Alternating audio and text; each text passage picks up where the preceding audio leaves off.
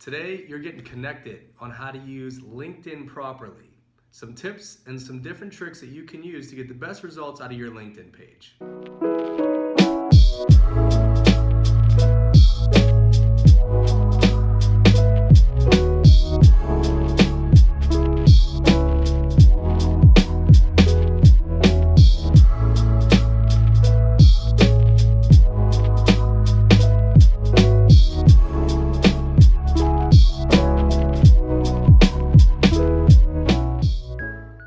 Everyone's super laser focused on using Facebook, Instagram, maybe even Snapchat to generate all their leads with social media.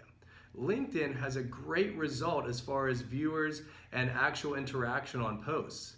Now the problem is it got extremely overused in the past with everyone spamming emails, and it just became the hub for anyone that's trying to find new recruits or anyone trying to find new clients to sell. There still is a use for it. It is a great location to find exactly what you're looking for. You can search not only by location, but you can search based off of title. If you're looking for someone specific, maybe it's small business owner, maybe it's electricians, or maybe it's a restaurant owner or an engineer, whatever you're looking for, you could type it specifically on the title section and fine tune your search and your criteria. Another thing is you can look for past experience. That's what's great, for instance, finding people that are in maybe a career transition.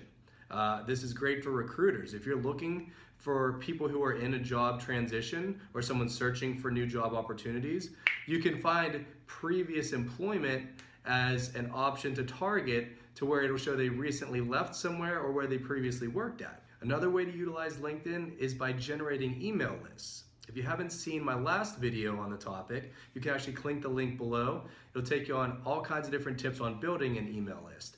But you can actually target the specific client or customer you're looking for, view their profile, look at their contact section, and collect their email addresses or their phone numbers to then maybe reach out or start a funnel to then redirect them through social media or different campaigns and ad strategies that you're utilizing. Now, LinkedIn is a more formal site. You probably shouldn't be putting up pictures of your dog or the vacation that you just took, but the content is very crucial.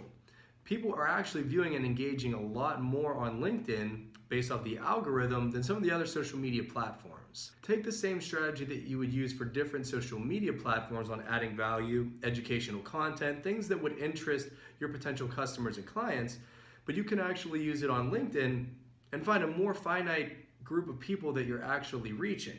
It's not going to be the people that live in Vancouver that friend requested you that you forgot that you did 3 years ago. These are people that you can actually find out what they do for work, where they're located, and have it much more specific and organized as far as what your message is that you're sending out. Now, your message may be great and you might have the best content ever, but if no one's looking at it, it really doesn't do any good. So what are some ways that you can actually bring people in to your LinkedIn page and get them viewing your profile faster? Now, LinkedIn is social media platform, but it also requires SEO, search engine optimization. So here's a few tricks on how you can get it more structured correctly so that you could bring in people who are actually searching for your services. The first thing is you probably shouldn't have owner or founder as your title. I can't remember ever looking for an owner or a founder.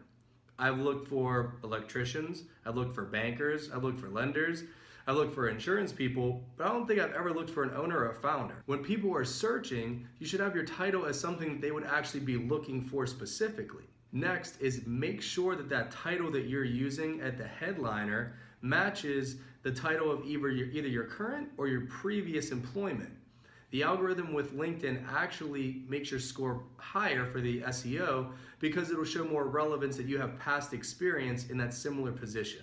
I found other strategies using things like emojis on your headliner just to stick out a bit, catches someone's attention, putting up awards, using different symbols, or just anything that would be a little bit out of the ordinary to pique someone's interest as they're scrolling through a list and there's something that pops out that maybe gets their attention to actually look at your profile. Next, let's talk about the actual summary page. What do people want to know about you?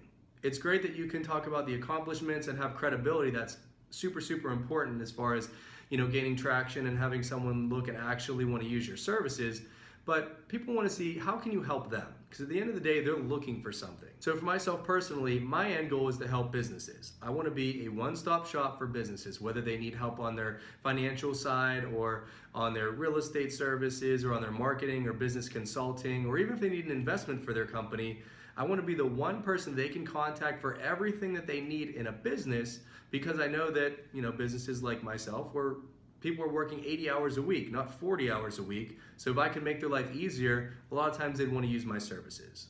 So that's how I would try to explain it in my summary page. Maybe you're a mortgage broker and your end goal is to find people who are looking for loans. Rather than saying, oh, we have the greatest loan rates and it's a 14 instead of a 16-day approval and all these technical things that are absolutely helpful and can benefit a client or customer, but it's really not going to bring them in.